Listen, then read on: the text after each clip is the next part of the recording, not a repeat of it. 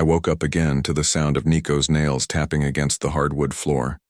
At first I thought he was pacing, maybe restless from the storm outside.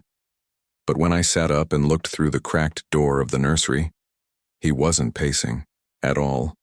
He was sitting, still as a statue, his body low to the floor but rigid, his gaze fixed firmly on the crib. The crib was empty, of course. It had always been empty. "Nico," I whispered. My throat was dry. I hadn't spoken to anyone out loud all day. He didn't even flinch. I pulled the blanket tighter around me and walked barefoot down the cold hallway. The air felt different, thicker, as if the house was holding its breath. "Nico, come," I said, more firmly this time. Nothing. He just sat there. Not barking, not growling, just watching, like something was going to happen. I reached for his collar to tug him away, and that's when I noticed it. His hackles were up, his muscles tense under his fur, his eyes wide, not with fear, but with something closer to warning. That was the first night.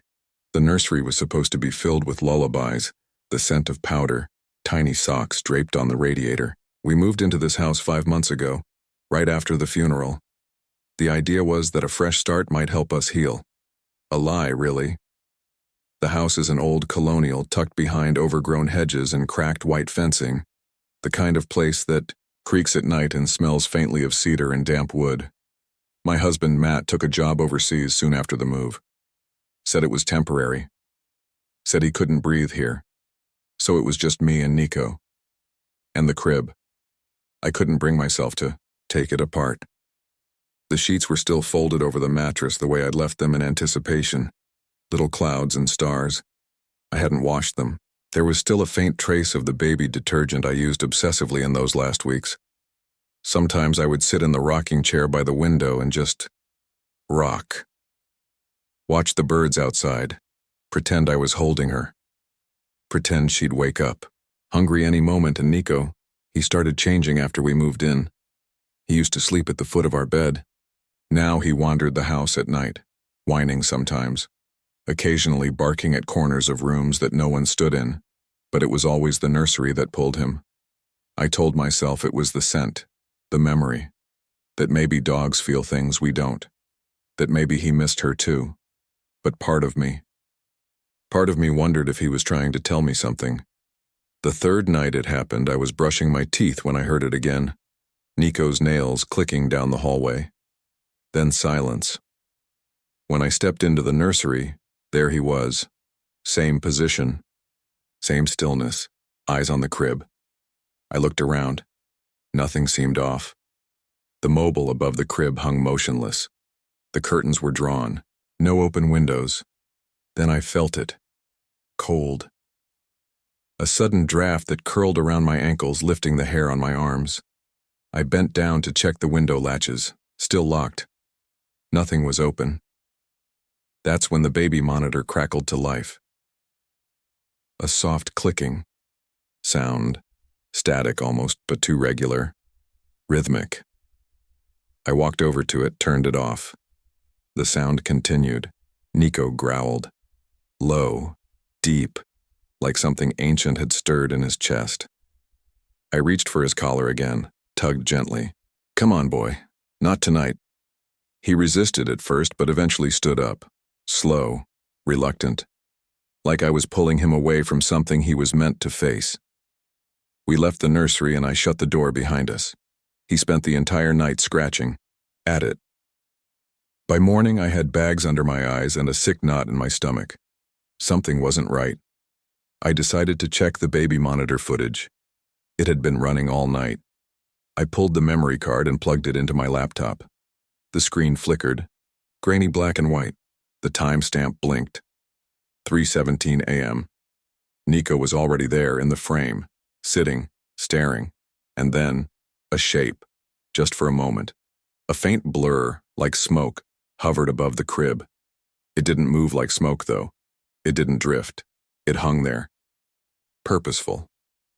And Nico, his head turned slowly, deliberately, tracking it. His eyes locked onto something I couldn't see. I paused the video. stared at that single frame. There was nothing in the crib, nothing I could name, but something had been there and Nico knew it. I watched the footage again, then again, and again. It became a ritual. I'd pour myself a mug of cold coffee, open the laptop, and scrub back to 3:17 a.m. That was the moment the shadow would appear, hovering over the crib, drifting like a thought that couldn't quite settle.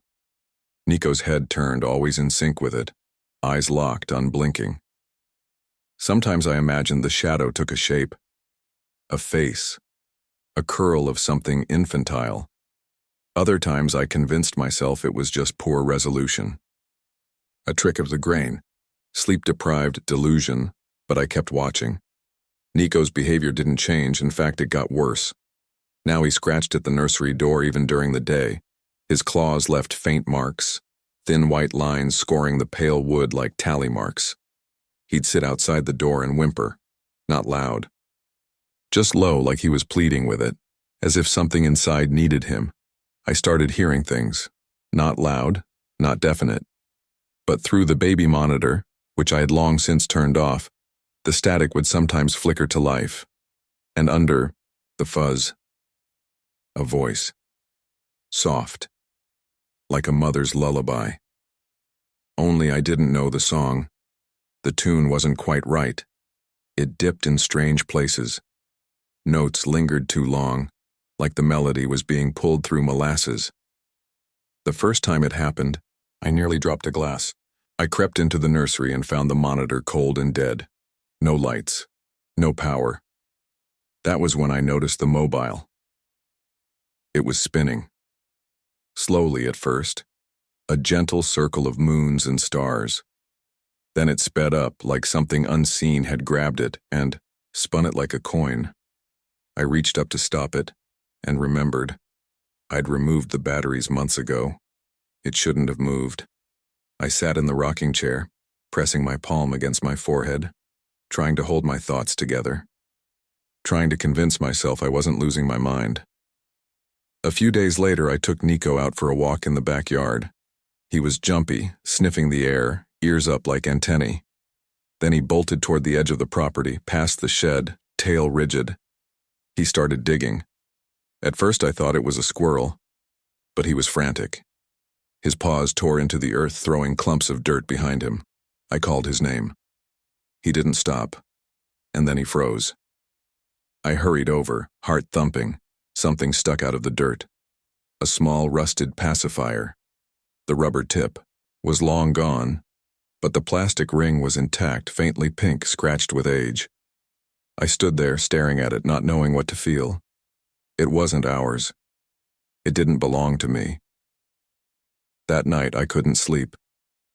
Every sound in the house made me jolt. I finally grabbed a flashlight and climbed up into the attic. I hadn't been up there since we moved in. The air was thick with dust and insulation particles that floated like ash in the beam of my light. I scanned the boxes. Christmas lights. Old furniture. One box caught my eye. It was small, labeled simply, "Baby." I knelt down, opened the lid. Inside, baby clothes. Not mine. Tiny onesies, yellow booties, a rattle. Faded photographs of a baby girl with dark curls and impossibly round cheeks, and at the bottom, a diary, worn leather, pages curled. I opened it carefully. The handwriting was neat at first, flourished loops. Emily was the name signed inside, the front cover. She wrote about the house, about her loneliness, her baby's laughter. Then, she wrote about whimsy. I thought it was just a phase. Kids and their imaginary friends. But she kept talking about whimsy. Said he lived in the crib. Said he rocked with her when I left the room. Then, she won't sleep without him. Says he tells her secrets. I've started hearing things too. A giggle. A creak. Last night, the mobile spun by itself. The entries became more erratic. Words crossed out. Pages ripped. Then the final one. Whimsy wants the crib back. I sat there numb, the diary heavy in my lap. It felt like the air in the attic changed, pressed down on me. I backed away, heart pounding, nearly stumbling down the pull-down steps in my rush to get out. That night, Nico sat in front of the crib again. But he wasn't still anymore. He was growling, a low, building rumble that came from deep inside him. His body was stiff, ears back, eyes locked on the mobile, and then it started spinning. Faster, faster, faster. I stood frozen at the doorway. The mobile whirled wildly, a blur of color and metal, until it launched off its hook, flinging itself across the room. It hit the wall with a loud crack. Nico barked, full force, teeth bared, and then the baby monitor let out a sound I can't forget. Not static, not a lullaby. A scream, high-pitched, piercing, the kind that rips straight through your spine and makes your vision white out. And then, silence. I didn't want to believe it was real, but after that night, the scream, the mobile flung like it had been hurled by an unseen hand, I knew I couldn't pretend anymore. Something was happening. And it wasn't just grief playing tricks on me. The next morning, I left Nico pacing by the nursery door and drove to the county archives. It took 2 hours of digging, flipping through old property ledgers and records thick with dust, before I found anything. Most people didn't stay in the house long, a year, maybe 2. The files were thin, but each address entry was stamped with the same red-coded tag. Premature departure. One family left after their baby died unexpectedly in the night. Another listed psychological distress and auditory hallucinations as part of their reason for breaking their lease. Then I found a yellowing news clipping from 1974. A toddler, age 2, vanished from the home. The police ruled it an abduction. No forced entry, no prints, just gone. One note stood out in the old investigation file. Sister stated he was last seen in crib. Claimed Whimsy came to take him for a ride. My hands shook as I wrote down the contact info of the sister. Mirabelle Knott, now in her 70s, living one town over. She agreed to meet at a diner. Her hands trembled when she sipped her tea. "You're in that house?" she asked, her eyes going glassy. I was, hoping they tore it down. I nodded. "Did your brother ever say anything else about Whimsy?" She stared out the window a long time before answering. "He used to laugh at night, rock himself in that crib. Said Whimsy liked when he was still." A breath. Then one morning, he was gone. No sign. I told my mama what he said. She slapped me. Said to never speak that name again. Her voice cracked. But I still remember it. Whimsy wants the crib back. On the drive home, her words echoed through my skull. That phrase again. Always the same one. The agent had told us the crib came with the house. An antique, part of the charm, she said with a little shrug. I thought it was sweet. Traditional. Now it felt like a mistake, like a curse passed on with every set of keys. That night I couldn't sleep. Nico wouldn't leave my side even when I went to brush my teeth. He followed, laying by the bathroom door, watching me like I might vanish too. At 3:17 a.m. the monitor clicked on. Static first, always static. Then, a giggle. Soft, close. I grabbed my phone to record it. My hands, slick with sweat, but when I played it back there was nothing. Silence, no static, no giggle, nothing. I lay awake the rest of the night staring at the ceiling, Nico curled tight against me like a child. Later that week I dreamed. In the dream, the house was dark. The nursery door creaked open on its own. I walked in and the crib was glowing. Inside it, a shape, tiny, blurry, but undeniably a child, sat up and looked at me. "You were supposed to bring me home," the voice said. I woke, gasping. Nico was growling at the foot of the bed. I got up and went into the nursery. The air was freezing. My breath fogged in the dim glow of the hallway light. I stepped closer to the crib, feeling the floorboards creak beneath me. There, on the crib's railing, barely visible, were tiny fingerprints. Imprinted in the dust. like a small hand had gripped the edge from inside. I reached out, touched it. The dust smeared under my fingertip. Real, not imagined, not a dream. I wanted to burn the crib, to drag it into the yard and smash it into kindling. But something told me I had to see this through. I had to understand what this thing wanted. That night I didn't sleep at all. I just sat in the hallway with the monitor clutched in my hands, waiting. 17 a.m. The static buzzed on like clockwork. I stared at the screen, at the crib. No giggle this time, just the whisper. She's not your baby. My blood turned to ice. The voice was right beside me. In the hallway. Inside me. I bolted to the nursery.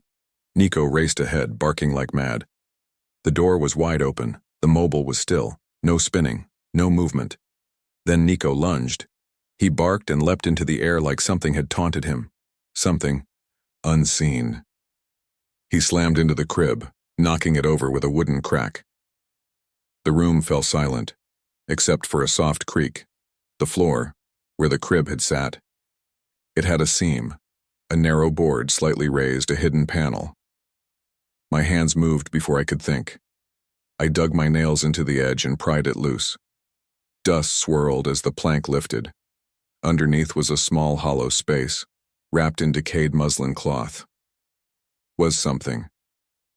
It was so small, the cloth unwrapped with a crackle of age and mildew brittle in my shaking hands. Inside were tiny, time-worn bones, delicate, fragile, baby-sized. My breath caught, my vision blurred. Nestled with them was a wooden doll, hand-carved, worn smooth from time. On the bottom of its foot, scrawled in uneven letters, was a single word burned into the wood. Whimsy. I sat there, knees on the cold floorboards, the muslin falling from my hands like old skin. Something inside me broke open. Memory I'd buried beneath months of silence and pretending surfaced like a bruise breaking through. It wasn't just the stillbirth. Before that, months before that, I'd had a miscarriage. So early I barely had time to feel pregnant. I never told anyone. Not my husband. Not my mother. I pushed it away like it didn't count. Like grief only had permission if the loss had weight and shape and time. But I'd felt her. I'd dreamed of her, even then. Was that whimsy? No, not exactly. Whimsy wasn't one child, she was many.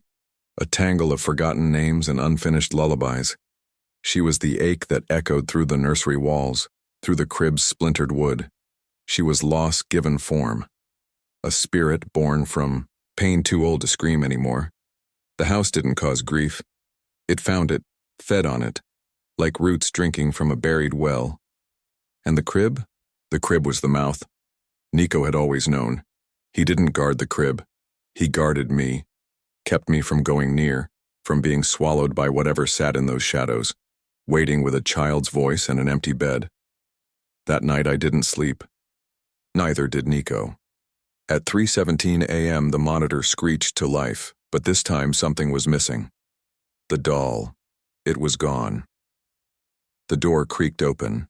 The hallway was dark, stretched long by the amber light of the nightlight. Whispers rode the air like fog. You're here now, you stayed, that's all we ever wanted. Nico stood in the middle of the hallway, blocking my path, his teeth bared, low growl, not at me, but at the nursery door behind him.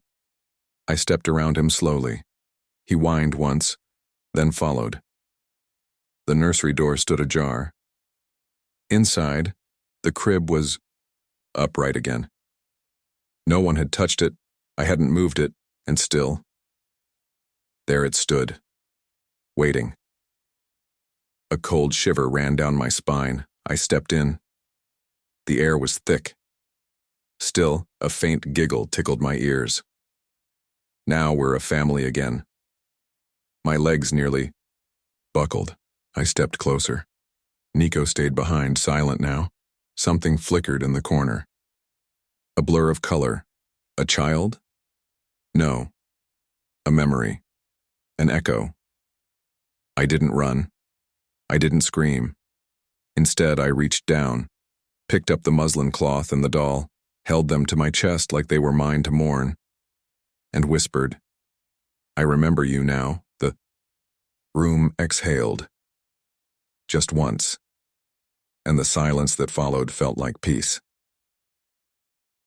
The next morning, before the sun rose, I walked out into the back field with Nico by my side. I dug a hole beneath the old oak. The frost-bitten grass crunched under our feet. I laid the bundle inside, not just bones, a story, a soul. I spoke out loud, though my throat trembled. "You were never forgotten," I said. "But you can rest now." Nico sat beside me the whole time, quiet, alert, guarding not against a threat, but standing vigil. That night, the baby monitor stayed dark. No static, no giggle, no whispers, just quiet. The first true silence in weeks. Nico finally slept through the night, curled at my feet like he used to back when the world made sense. Adieu. Dawn, I rose, moved quietly into the nursery. The crib stood in place. Still. Harmless now. The mobile hung limp, unmoving. On the pillow sat the wooden doll, but now its face was different. It was clean, smiling, like it had been wiped clean of all the sorrow it once carried. I picked it up, held it gently. Whimsy was gone. But she was never truly a ghost. She was the part of me I tried to bury.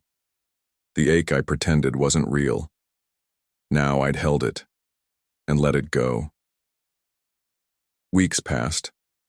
I packed up the nursery slowly, without dread. I found myself singing again, to no one in particular.